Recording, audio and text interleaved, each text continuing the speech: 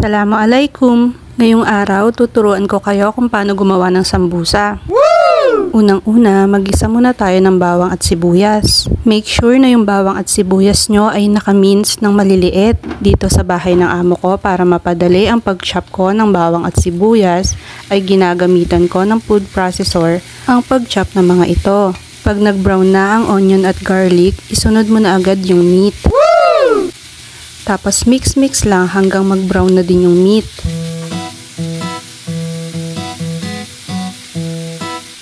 Lagyan natin ng durog na asin para mas madali siyang ma-dissolve dun sa meat. Pamintang durog.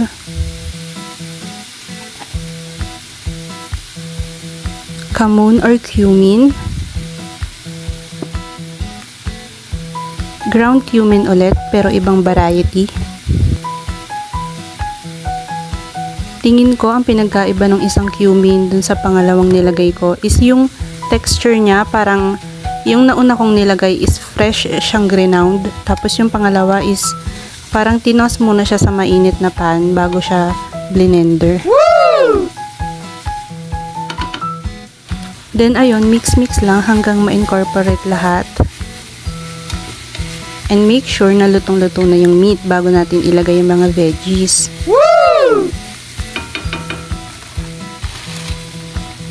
Lagyan na natin ng carrots.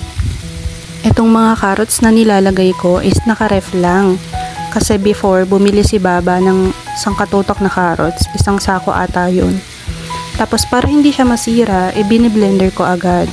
Nililinisan, tinatanggalan ng balat. Then ibiblender ko para ma-mince siya ng maliliit. Tapos ilalagay ko sa maliit na pouch.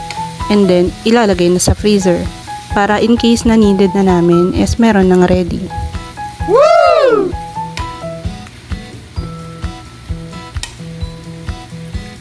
Mix-mix lang ulit at magtutubig din kasi yan kasi nga galing sa freezer tong carrots natin. Sunod is bell pepper.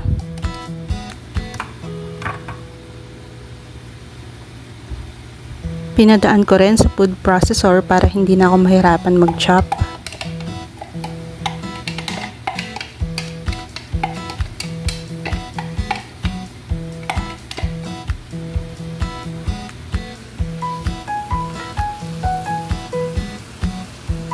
Mix-mix lang ulit hanggang ma-incorporate natin lahat. Lagyan din natin ng salsa or tomato paste.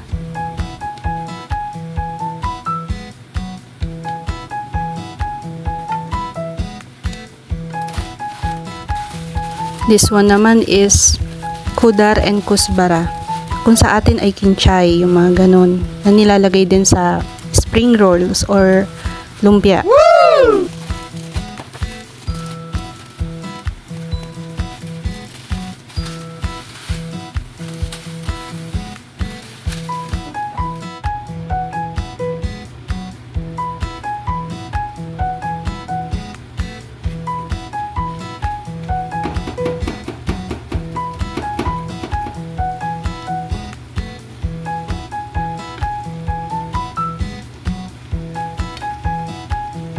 Mix-mix lang maigi hanggang ma-incorporate lahat. And then, taste mo na rin kung okay na ba yung salt. Yan, okay na yan. Isi-set aside na natin to para lumamig. Kasi hindi natin siya pwedeng ibalot ng mainit pa. Pero na lang kung kakainin na agad. Kasi kung yung sambusa mo is for restock, kailangan malamig muna siya bago mo i-mold or ibalot. Dito kasi sa bahay ng amo ko, buong taon kami nakakain ng sambusa, hindi tuwing Ramadan lang.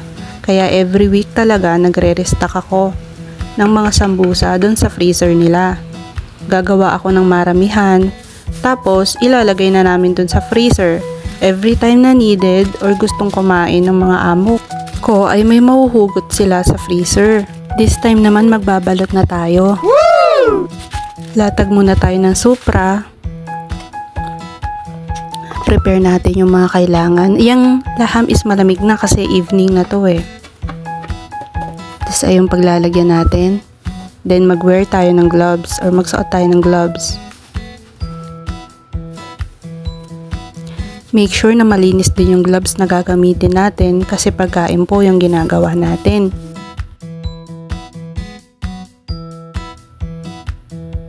Unang-una, kumuha ka ng isang wrapper.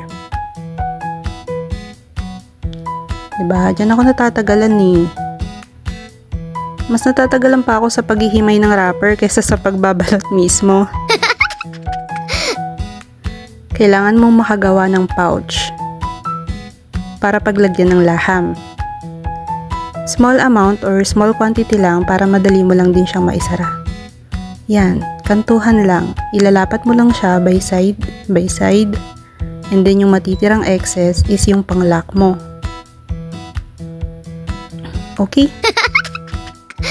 Uulit-ulitin lang natin yung process hanggang sa maubos natin yung laham at saka pangbalot. Bilisan na natin para makapagdut-dut na tayo pagtapos. Madali lang siya kung titignan, no? Sa totoo lang, madali lang naman magbalot ng sambusa. Pero kapag baguhan ka pa lang, nakaka-frustrate. Noong bago pa lang ako, naalala ko. Pinagtatawanan ako ng Indonesian na nagturo sa akin. Sa lahat ng nakilala ko dito, si Noor na Indonesian, na masasabi kong naging mentor ko talaga. Nakilala ko siya nung 3 months pa lang akong nakastay dito sa pamilyang to. Parang siya yung naging test the trainer ko. Kasi sa Pinas, hindi naman talaga ako maalam magluto. Simpleng gisa nga, hindi ko pa alam eh. Pero para sa akin, si Noor ay pinadala ni Lord para turuan ako. Sa kanya ko natutunan kung paano magtimpla at magluto ng sambusa filling. Pati sa pagbabalot at pag-i-store neto sa freezer. Sabi niya pa sa akin noon, bakit daw ako nag-abroad, hindi naman ako marunong magluto. Ang sabi ko lang sa kanya, matututunan ko naman yan. Sabi ko pa, sige kung ayaw mo kong turuan, sasabihin ko kay madam, pinaghihilot mo ko kapag matutulog ka na. Kasi dinanas ko yun sa kanya. Alam niyo yung mga eksena na pag may baguhan, yung mga senior o yung mga nauna sa kanila is mayayabang, matatapang o kaya utos ng utos. Naranasan ko yun dito. Maliban sa tinuturuan niya ako ng mga gawaing bahay at saka yung mga basic Arabics. Paggabi, pinaghihilot niya ako ng katawan niya kasi daw pagod na pagod siya. Sinusumbong ko yun sa papa ko. Tapos ang sabi ni papa, "Wag mong sundin, ang kapal naman ng mukha niya." Pero ang sabi ko na lang, hayaan ko na kasi tinuturuan niya naman ako pa. Woo! Parang training ko na lang din yun sa sarili ko. Napahabain ko yung pasensya ko at saka matuto kong makisama sa ibang tao. Tapos naging panata ko rin yun sa sarili ko na kung makakakilala ako ng baguhan at kailangan kong turuan, eh hindi ko sila aabusuhin. Hindi ko sila kukupalin or hindi ko sila ipapahamak. Pero pag may putok at saka dugyot talaga sa kwarto, ha? Hindi, joke lang. Mula nung ginawa sa akin yun ni Noor, natuturuan niya ako or tutulungan niya ako pero dapat may kapalit. Itinata ko sa sarili ko na hindi ko gagawin to sa ibang tao. Pero kung lalagpas sila dun sa limit na binibigay ko para sa kanila, eh hindi ako magtitake ng chances kundi ipaparating ko yon sa mga madam nila. Masarap kasi sa pakiramdam yung nakakatulong ka sa iba, 'di ba? Kahit sa maliit na paraan.